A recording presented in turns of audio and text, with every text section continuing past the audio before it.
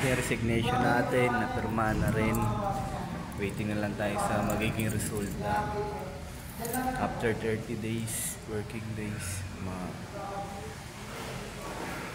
makukuha natin yung back pay. Ito nga pala yung resignation. Yan guys. Taas ng ulan.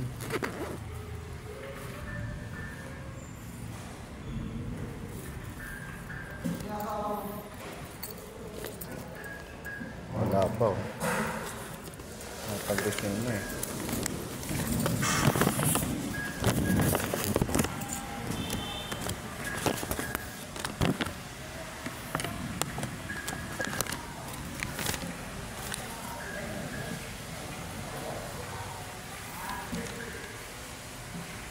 Effective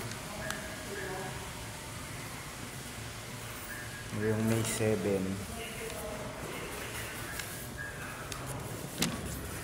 Bagong agency na naman. Sana pala rin.